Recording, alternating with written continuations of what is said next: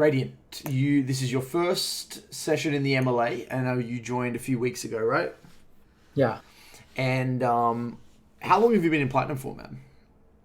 Uh, so I actually reach diamond like every season, but this season I've been kind of hard stuck plat one, plat two. Okay. And what's your main? What's your champ pool?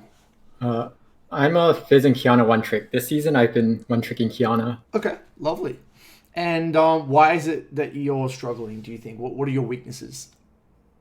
Um, so I think last season I focused mainly on like the first 10 minutes, the early game. So I think I have that down. Yep. I think my mid late game is like pretty bad. Like, I Okay. feel kind of lost. And I think also like some of my fundamentals like that I worked on last season kind of went away. Mm-hmm. Okay. And so you're pretty confident though in getting ahead in the early lane, like you know your matchups, but it's not perfect, but most of the way it's there. You would say. Yeah. Okay. Lovely. Now this Lux has actually gone TP. Generally they go like exhaust or barrier into a Qiyana, which is actually pretty good for you. Yeah. Let's take a look. Let's see where you're at and why this VOD in particular. So I think this is a pretty typical loss where like I can get a lead early, but then like I'm not really sure how to translate that into like getting other people ahead or just winning the game in general. Okay. So what was your hypothesis in the early lane here? How did you want to play this one out? Yeah, so I was thinking she doesn't have exhaust or barrier, so I can probably kill her or look Mm-hmm. to kill her, and I want to let her push it in, and I'll play off the bounced wave. Yep. Lovely. Looks like Kane started bot side.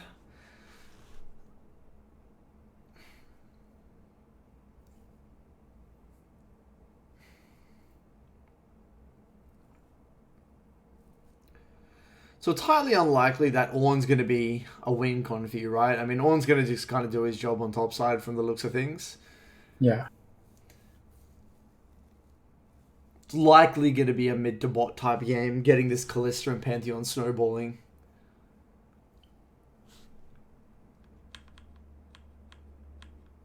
Now, I have no idea where the hell Lux went here. Maybe to get a ward somewhere? Unsure. Basically giving you level 3 first for free. I don't know where the hell she went. I mean, she's still level 2, so we can completely zone her. Maybe she was trying to steal... She was trying to steal Raptors or something? I don't know what she was doing here. Um, Now, I'm assuming here you knew you wouldn't kill, but you're just trying to trade flash for flash. Was that yeah. I the... was thinking flash for flash helps me more than it helps her. Right, got you. Yeah, look, I don't mind it. I think it's okay. I think what you could have also done is just completely zone her regardless. You know what I mean? Like walk over that way and then just kind of zone her and get Lily to go that way and kind of prevent her from coming back to lane and force her to walk like the real long way and actually deny her a bunch of CS. Like if you see her walk Yeah, this way, then you loop around and go that way and just don't let her yeah, walk through here. That could have also been really good because again, early in the early game, XP is the most important thing. Um, so anyway, not too bad though. In a still a good spot. Unfortunately, the wave is pretty deep in the lane, so it is going to be hard to kill Lux here, unless she disrespects pretty hardcore.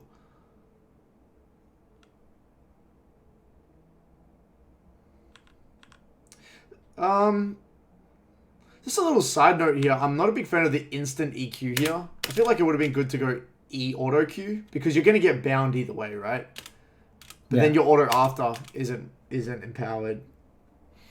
yeah. Good point.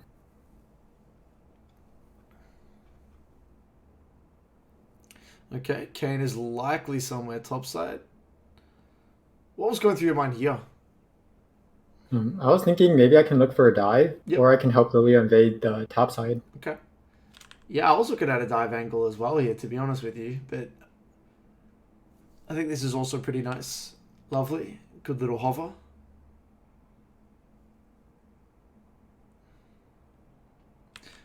Okay. Nothing ends up happening.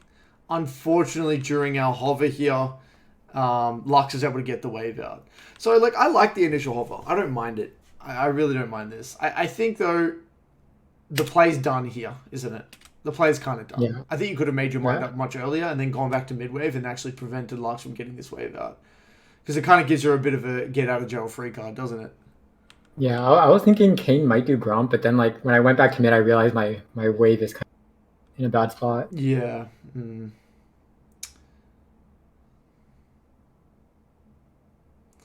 And there I cancel my auto. Yeah. Not sure if that would have killed her though.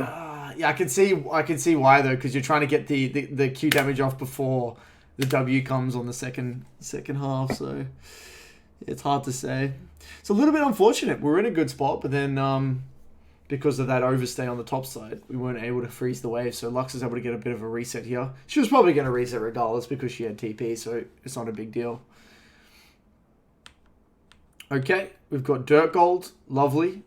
Nice little reset angle. So Lux still has no flash. Wave's going to be bouncing out. This is where you're going to probably have the most threat onto Lux, isn't it? Yeah. It's go time. So this is where you could even just ping for assistance. We know the wave's going to be bouncing out. We know it's highly unlikely she's going to have any vision at this point in time.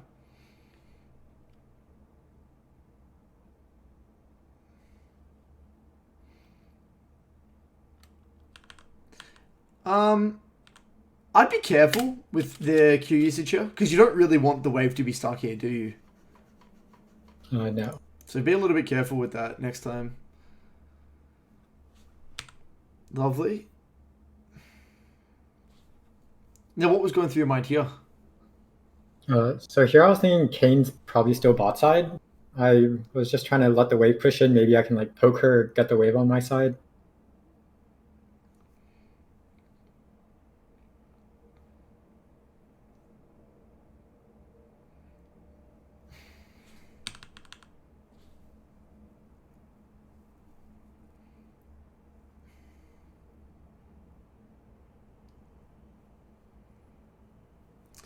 Okay.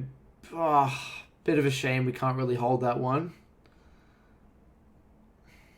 So main criticism so far, at least in that little segment there, was the lack of pinging for assistance. Because I feel like that was a pretty free kill. If Lily ends up ditching waves and ditching camps and comes to that lane.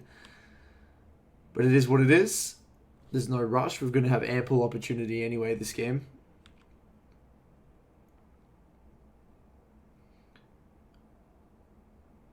Wave's in a little bit of an awkward position. Probably best to let it come out a little bit. Our Ignite's coming up in 10 seconds. So this is where we're going to have a bit of a kill angle potentially.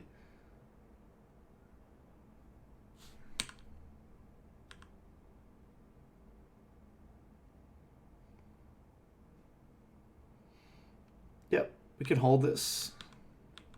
Excellent. Alright, so Lux is going for another reset.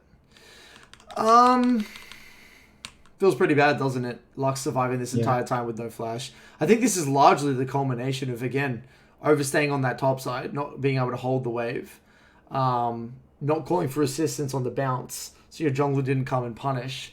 I think I also maybe could have killed her there, but I didn't have Ignite, so I wasn't sure if it was like doable. That's what I was also thinking as well, but I was thinking, well, your Ignite's coming up in 6 seconds, it might be better to wait. Because I don't know if you can actually 100 to 0 without the Ignite. And I don't know if she's actually in I don't know if she's actually in R range or not for that wall, that ledge. Maybe. Right? Maybe. Yeah, I think it'd be close, not sure. It'd be very, very close, yeah. Because if they are slightly on one side, they generally are, but she was kind of on one side. Okay. So she actually stays here, which is actually quite random. And they're on Dragon, which means this is a great collapse angle because you're a Qiyana with ult.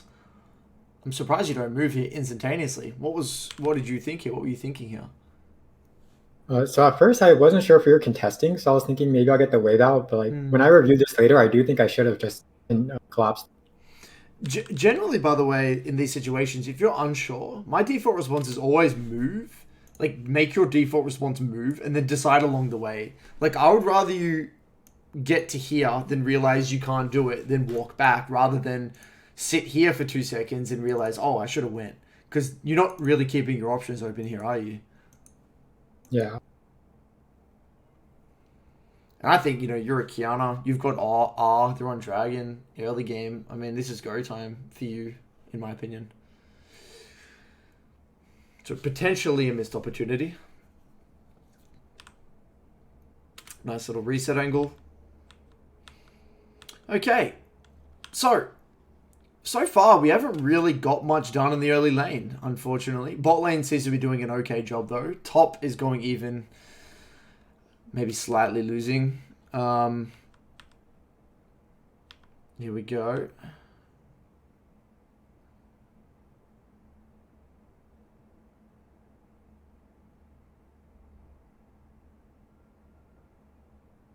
Hmm.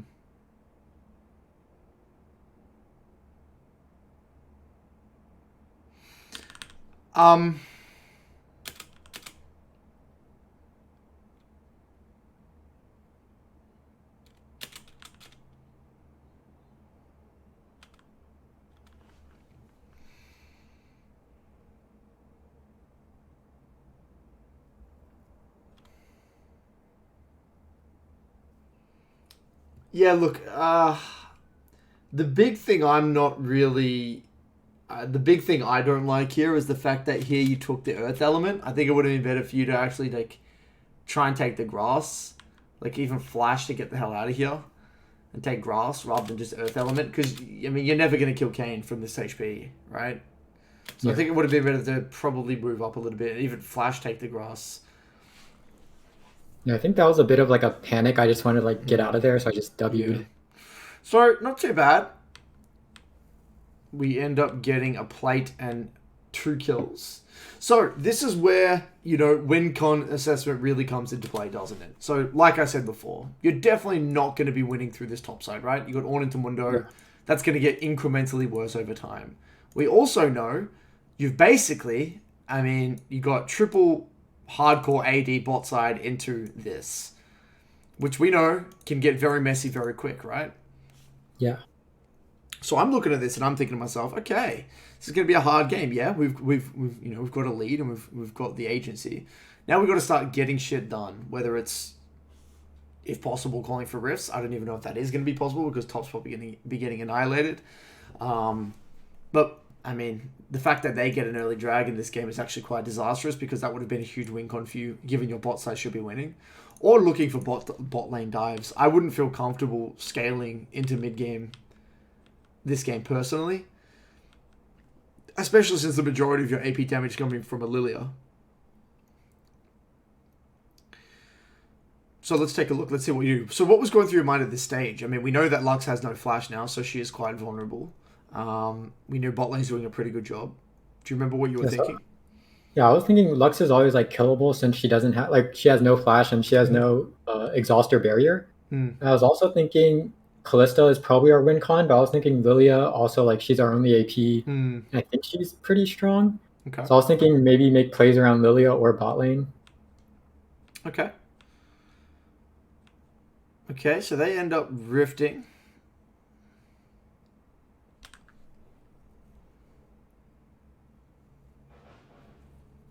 Nice little collapse from bot lane.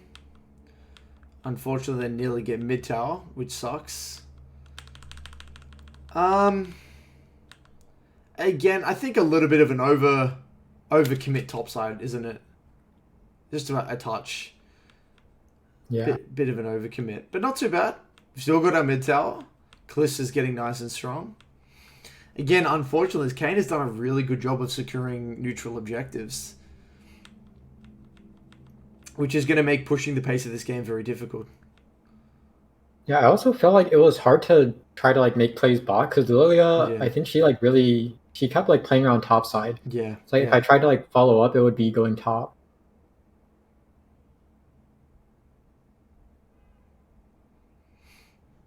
I mean, and this is one of those situations. It's just one of those interactions. Now you know, right? Yeah. I think it's one of those now you know type things. I think there were a few of those this game. Yeah.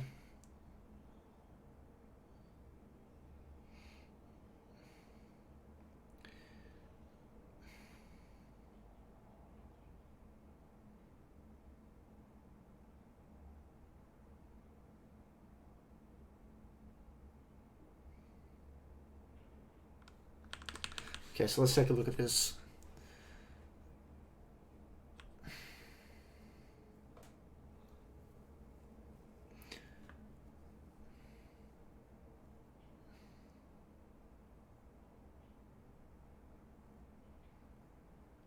I mean, that bubble should be easily avoidable from you. Just backstep and then just walk over an E, right? Yeah. Backstep then E.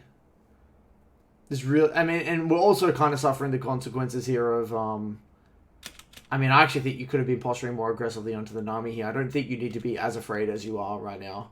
Like, even if you were to EQ the Nami, like, walk up rather than hesitate. I mean, what are they going to do to you? We know Kane has no R. I mean, Nami's damage is pretty avoidable. Lucian's not even anywhere near. I think you didn't have to be as afraid, but we're also suffering the consequences of not having R here, aren't we? Your R is one of the most important abilities in these skirmishes.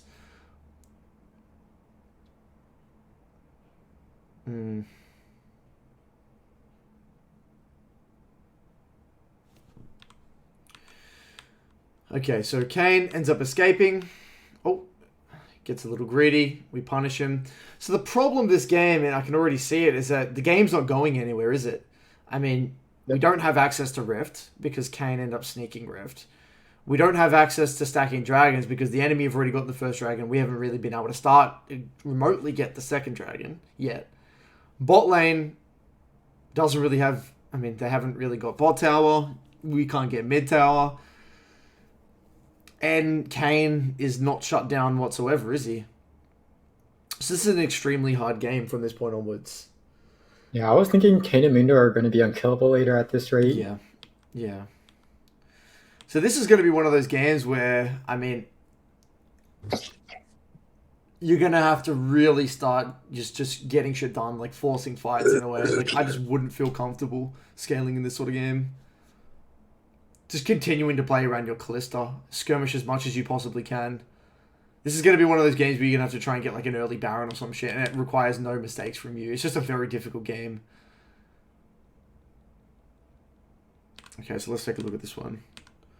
We do the right thing, hovering around the next objective. We do a beautiful R onto the Kane.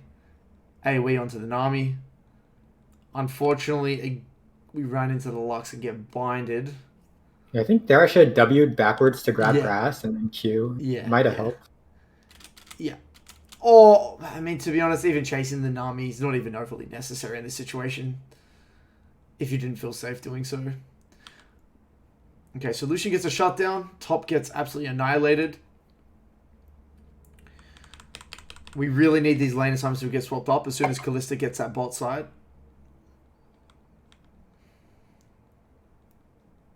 I think you should be going top here, man. I think you should be going top and On should be going bot. I think you just need this rift. You need to contest this rift. Generally, second rift is pretty low value. But I think it would have been way better for... And at least in this game for you guys, you're in a desperate situation. Yeah, I was thinking if I go bot, maybe I can like look for like a sneaky kill. But if I go top, I won't be able to do anything against Mundo. But yeah, I didn't really think about rift. So the only... If you're going to go bot, you should already be pinging back, and assist me ping here. Like, already. Like, you're not going to do jack shit over there, right? Like, the play now, as soon as you've committed to bot side, is dive tier 2 or something.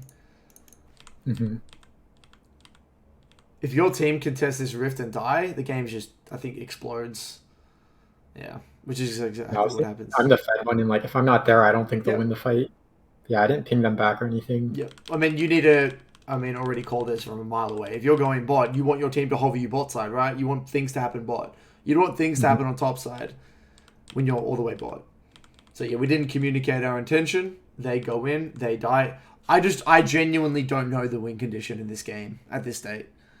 You're strong, but there's only so much you can do into a Kane and a Lux, as well as Mundo. And Callista is just going to fall off a cliff. And you giving that shutdown to Lucian isn't really going to help that bot lane. So I just don't, I don't know the win con from this point, this perspective here. I think the best thing that you can do here is, again, continue to make creative plays with your team. Try and make a pick around the next Baron, the Baron when it spawns. I think dragon stacking is out the window. I think it's way too late for that. Okay. So... I think that's kind of end of review here.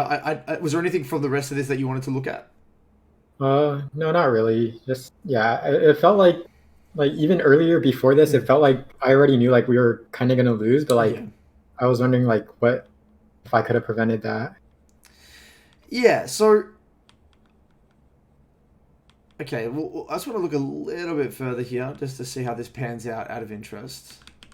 Callisto ends up getting a few picks here and getting mid tower. I mean, your Callisto is actually getting quite snowballed. You might be able to, because Callisto's quite good at doing Baron as well, you might be able to sneak a Baron this game. Like, again, same thing. My default response is, sure, you can do Dragon. I mean, get it. I don't think it's going to lead to much because Dragon sacking is not really going to be a thing. Just secure it for the sake of securing it. But I think after this, if they don't fight, you want to just be making a pick around here and just brute forcing a Baron. Like, as in baiting a Baron, sorry. Mm-hmm. And then when they come, you fight. And then you just, yeah.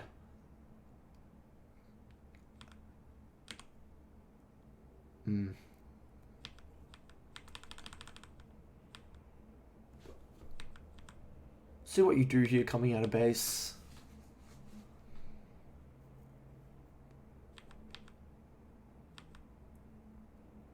Might be able to Baron here. Yeah.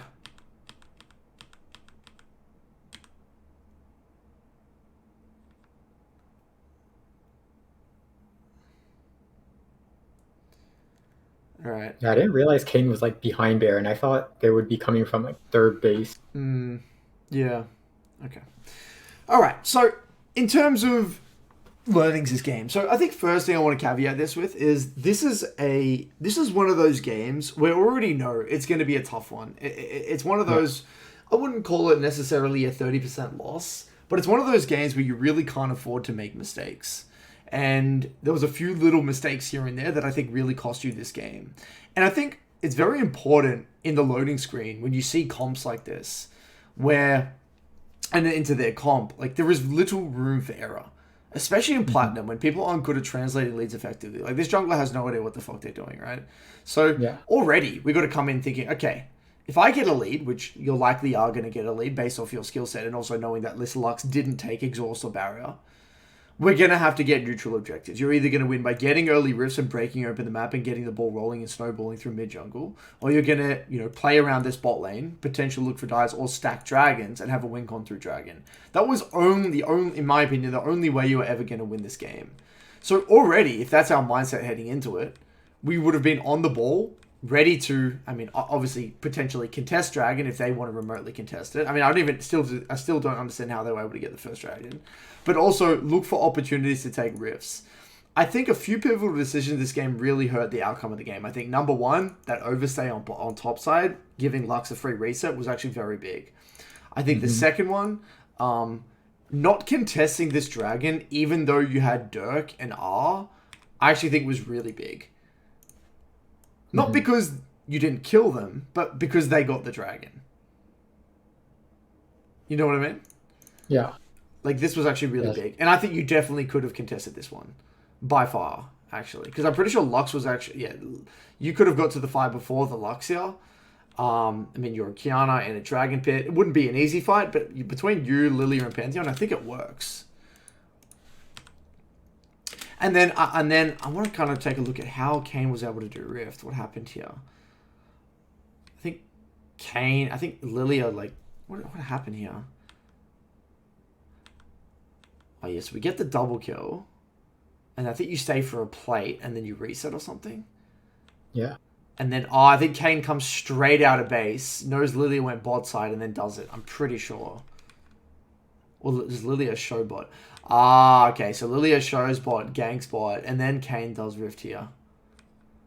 Gotcha. Alright, yeah, that's largely out of your control, unfortunately. So, yeah, like I said, it's a combination of small details, but I think the learning is more of a mindset and understanding the difficulty of a game like this. I don't really expect... The reason you're in Platinum, isn't winning these games, in my opinion.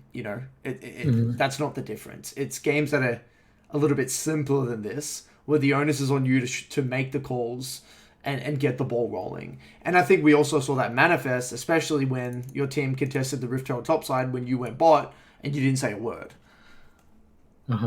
Right? So from now on, I would say, okay, so I'm going to give you a bit of a framework to help you identify these moments into the game and then also learn from them. And then, so I can, I guess, push you in the right direction, okay? So let's say maybe there was a moment where the enemy got a dragon, or maybe your team got aced on top side. I mean, let's put them in the same bucket, right? They're both negative experiences or painful experiences, as I call them, where you know that they're definitely very bad for the game state, right? Mm-hmm. What I tend to do as in these situations is I will go back in the review. I'll go to that exact moment, and then I like act as if I'm like some detective at like a crime scene, and I'm trying to go back and follow the footsteps to try and figure out how the hell this happened, what took place, and what the fuck was I doing? What did I do to contribute to this situation? So let's take that top play where your team contests the Rift Tower when you're on top side, right?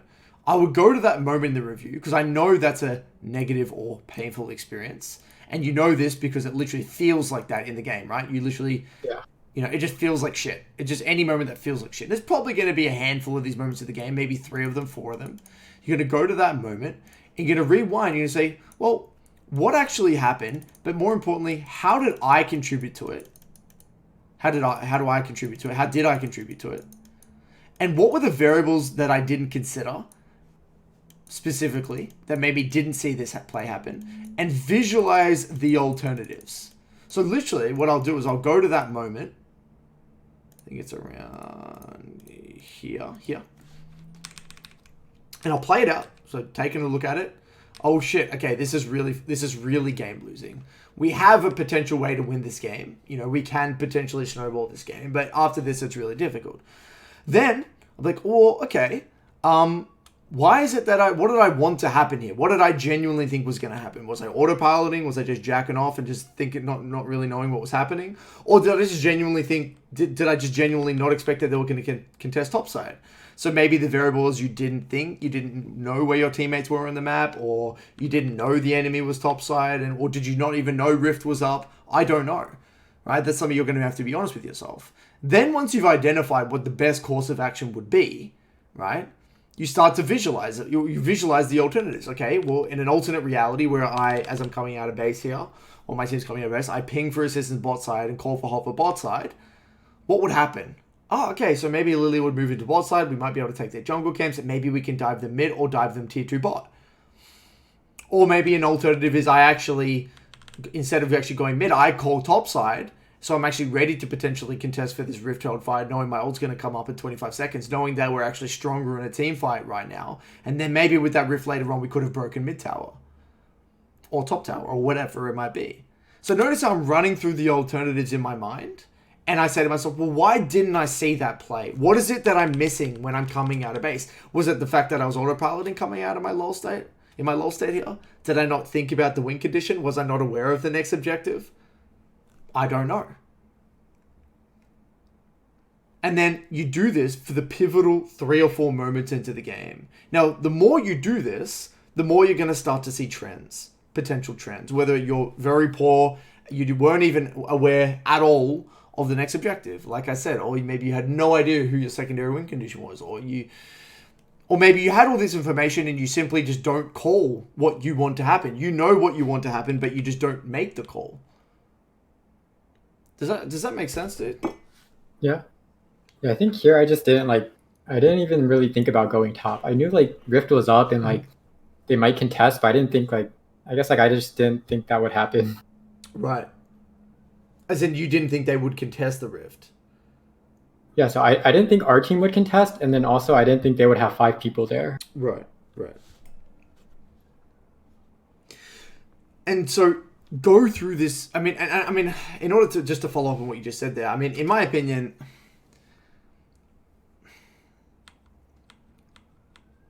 I think it's better to be safe than sorry, right? What do you want to happen here? I think it's a good habit to call what you want to happen. Yeah, so I guess how far back should I have gone top? Because I guess I saw our bot resetting, and then our Ornn is already walking halfway to top. I think you've already should be walking. I think you should have caught this wave mid, and then you should have pinged on my way top, regardless. Mm-hmm. Like now, because where else are you gonna go? So ping mid, and then ping top, and then ping on Ornn and ping him bot. Or you don't even need to do that. Say I'm gonna go mid, and then you ping on my way top, or whatever it is. Does that make sense? Yeah. I was just thinking like they're gonna keep pushing by, and like 1v2 I might still be able to like outplay or get a kill since I'm so ahead. Okay, let's break this down. I think this is really interesting. So notice how what is happening now. You had this is your hypothesis. Your hypothesis in the game was that these guys were gonna stay and they were gonna siege this tower or something, right? That was what you thought was gonna happen. Yeah. Great. So we had our hypothesis, but then they don't show here. Right? They don't show here, and they don't show here. What does this mean? Yeah, so I think we end up actually seeing them like walking mid on the ward a few seconds later, but at the time I was thinking like, okay, I'll push out the wave and then I'll go up. Excellent. So look at this. So you had your own hypothesis, right? Great. Thumbs up. I don't even mind this. If this is what you genuinely thought in the game, I can see that, right? But then when you see them walk up, notice how your plan goes to shit because they're not sieging this tower anymore, right? Yeah. So notice how here, as soon as you see them walk up, you have a choice to make. When you see them walk up, what does that mean? That means they're going to have a man advantage, right? So you either are going to say back here and ping assistance down here because you don't want to follow them and walk all the way up, or you instant follow, right? Yeah. So notice how and that's I'm really happy you said that, by the way, because exactly what you did there, that is the difference between winning and losing some games, right? You have your initial hypothesis, which is amazing. I'm so happy to hear that you actively thought something. A lot of people don't think anything and they have no hypothesis to build off. So you've done step one. You've actually made a decision. You use your lol state to make a decision. And then this could even be a sign that you are making a lot of hypotheses. You are making a lot of solid decisions, but you're not evolving it or updating your hypothesis as you get new information. Right? It could potentially be the case. Or it could also be that you know what you want to happen, but you just don't communicate it. I'm unsure. Could be a combination of both. Yeah, I think like once I saw them walking mid, I wasn't really sure what to do for the next like few seconds. Right. And then like I ended up just like, I'll just push it out and follow. But right. And then that's the learning, isn't it then? So notice how, because I don't know what it's like in your brain, because I don't know what you're thinking. But if you follow this process closely, what you're looking for is this is what you're looking for. You're looking for kind of like the moment in the game where your hypothesis explodes is basically what you're looking for. Because like in your mind, you're visualizing what exactly you want to happen. And your mind here is thinking, oh great, I can just get this wave and then I can move up. What is it, right? What is it that's wrong specifically about that hypothesis? It's mainly about the timing, isn't it? Because the objective's already up and your team is already there and they're already moving. Notice how that whole timing thing, that just completely explodes that narrative, doesn't it? Yeah. And then that's the learning. That's it. That's the learning. Great. Thumbs up. Now we know next time we're in a situation similar, we know what to do.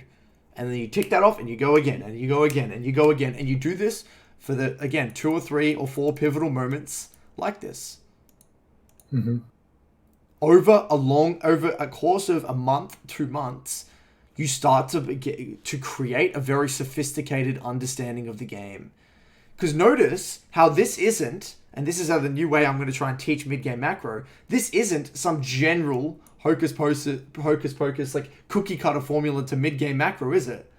It's just fucking specific to the game state. Yeah. That's a way deeper understanding of the game, isn't it? Because you hear people say mid-game macro, group or split, whatever it is. No. It's when you get it out of your head that there is no cookie cutter formula and you actually start to look at it in terms of what the fuck is going on in this moment, in this game, like what objective is up, where is my team, where do I want to be, how do I want to win the game given who's fed on my team and who's not.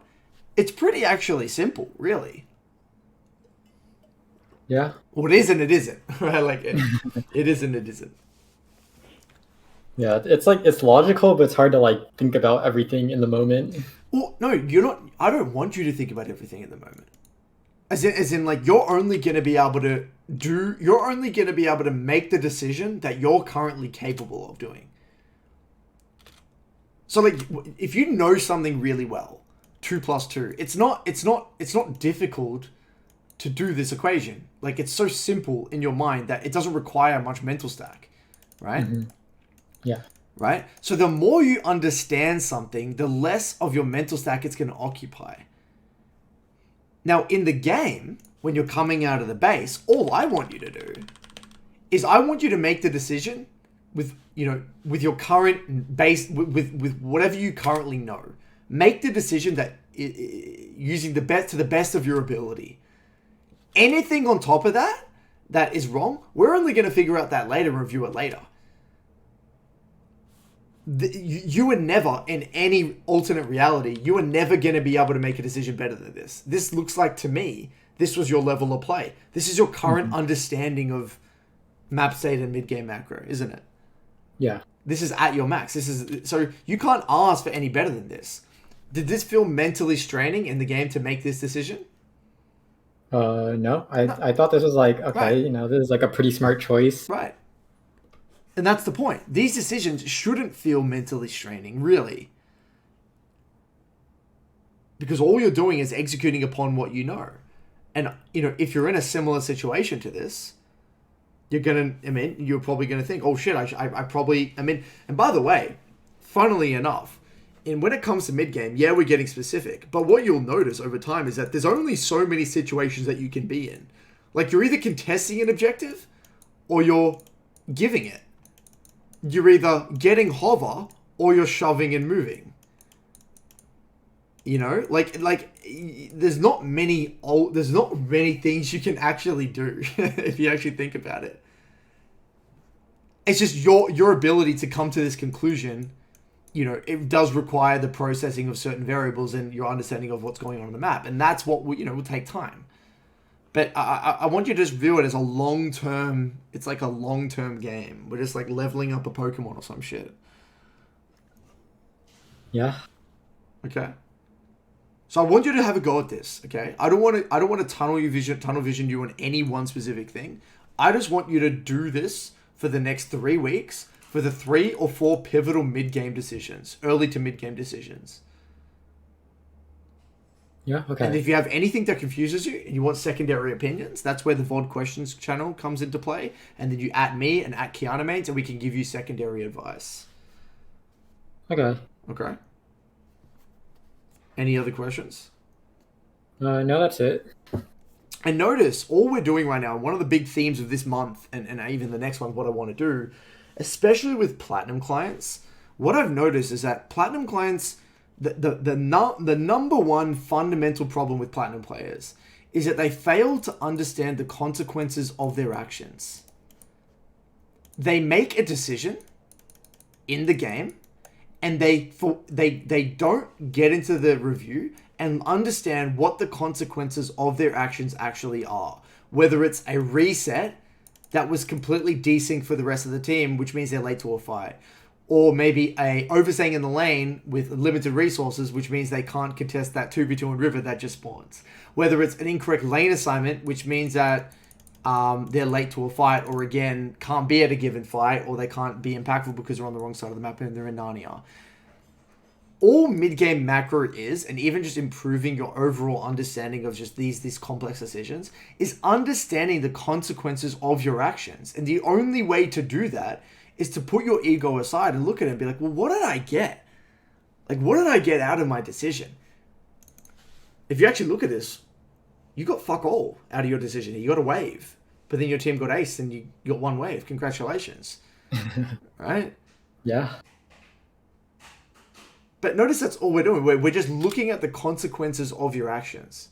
And if you understand the consequences of your actions, your future actions are going to be more intuitive. You're gonna know what you're doing. So, by the way, when you think of like the best challenger players, right? And you hear challenger players, like best players talk about the game. And I've had many people in the MLA, Niall, Mysterious, these players that have actually got really good results in the MLA who are GM and stuff like that.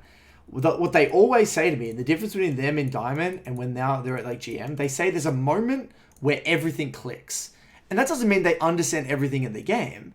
But what they say is, I now know, like I kind of have like this complete view of the game, and I understand. They basically understand the consequences of their actions. They know like what will happen if they make that play. And now it's just a matter of getting the reps in and incrementally understanding what will happen again and again and again and again, while also improving upon the execution of that. Like, and this is why I always say Master Tier is when the game really starts. Master Tier is base camp of the mountain. Everything before Master Tier is you're not versing players that see the full picture of the game yet. So there is no creativity. You're kind of playing chess with someone who doesn't fully know the rules. So so climbing is basically really simplified to two things: understanding the rules of the game and how the game works, and then the execution of the rules. And what we're doing right now, this process that I described to you, is getting you to understand the rules and understand the consequences of your actions. That's it. Yeah, makes sense. Okay. So keep me updated. Let me know how it goes, and then we'll keep chipping away. Yeah, sounds